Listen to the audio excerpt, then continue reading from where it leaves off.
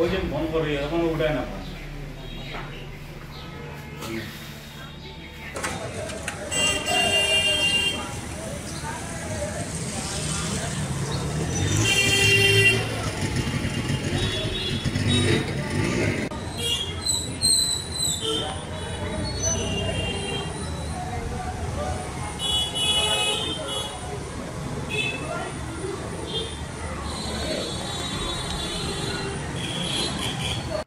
আমি লক্ষ্মীবাজার জেলা পরিষদে টিকিট দাবির আসলাম এই কংগ্রেসের প্রার্থীর লগে 4 লক্ষ টাকা আমার আমিনুর রশিদ চৌধুরী সাহেবে আমার কাছে টাকার 4 লক্ষ টাকা নিছুন টিকিট দিবা বলিয়া, কিন্তু আমার টিকিট দিছুন না, টাকাও ঘুরাইয়া দিছুন না। তারপরে তাই না আমার কাছে মানহানি মামলা প্লাস আমার যারা রিপোর্টার যারা আমার এই বাইকটা লইছিল তারারও বিরুদ্ধে মানহানি কেস মামলা করছেন গৌহাটি হাইকোর্টও না।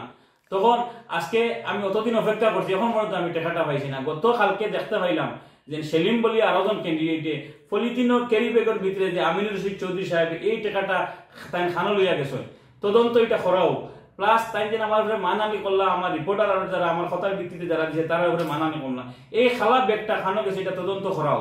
এই যে সেলিম আহমেদের যে টাকাটা 10 লক্ষ টাকা দিয়েছেন তাই না আমার প্রদেশ কংগ্রেসও তাই বারবার জানানি হয়েছেন 20 দিন আগে, এখন পর্যন্ত তার কোনো এটা প্রক্রিয়া করছেন না। আমার মনে হয় সন্দেহ জাগে এই প্রদেশ কংগ্রেস সারা এখানে জড়িত সবাই টাকার বাট পাইছেন। এই বেচারা 10 দিন আগে 20 দিন আগে জানানি হয়েছে, তার কোনো হয়েছে না করে কালকে ভিডিওটা আমি দেখতে পাইলাম। কিন্তু আমার টাকাটা এখন পর্যন্ত 4 লক্ষ টাকা এখন পর্যন্ত পাইছি না, উল্টা মানহানি মামলা করছে। আমি বাধ্য হইয়া আজকে আইনের দ্বারস্থ হইলাম, কিন্তু আমার কথা হইল তেন খালা ডুঙ্গা লইয়া কালকে ভিডিও দেখতে পারলাম, এটা সঠিক তদন্ত করাও। আর আমি যেটা আজকে আইনের দ্বারস্থ হয়েছি এইটা সঠিক তদন্ত করি আমার টাকাটা যাতে উদ্ধার করতে পারি, আমার কাছে এটাই প্রশাসনের কাছে অনুরোধ রাখি।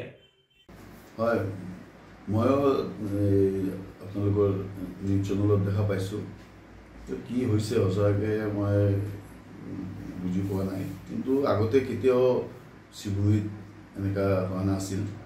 আমি ভাবোঁ এইটোৰ ওপৰত প্ৰদেশ কংগ্ৰেছে ষ্ট্ৰিক্ট একশ্যন ল'ব, কাৰণ এইটো চাই কংগ্ৰেছৰ তৃণমূল পৰ্যায়ত কংগ্ৰেছ কৰ্মীৰ মনতো এটা আঘাত লাগিছে। এই আঘাতটো দূৰ কৰাৰ কাৰণে প্ৰদেশ কংগ্ৰেছে সঁচাকৈ এটা অতি সত্তৰ এটা একশ্যন ল'ব। যদি প্ৰদেশ কংগ্ৰেছে এইটো একশ্যন নলয় তেনেহ'লে বিৰোধী পাৰ্টীয়ে কংগ্ৰেছৰ জুগুৰীয়া কৰিব, এইটো আমি হ'ব নিবিচাৰোঁ। আমি আমাৰ পাৰ্টীৰ ফালৰ পৰাই এইটো যাতে একশ্যন হয়, এইটো চব তৃণমূল কৰ্মীয়ে এইটোৱে বিচাৰে। আৰু পলিটিক্সটো হয় চেক্ৰিফাইচ। পলিটিক্স টকা ৰোজগাৰৰ নহয়। পলিটিক্সত টকা লৈ যে এইটো মানুহে বহুত বেয়া পাইছে। মানুহৰ যে চেণ্টিমেণ্ট, এই চেণ্টিমেণ্টত এতিয়া লিডাৰৰ ওচৰত মানে লিডাৰৰ মুখেদি চাই আছে, লিডাৰে কি কৰিব, পাৰ্টি হাইকমাণ্ডে কি কৰিব।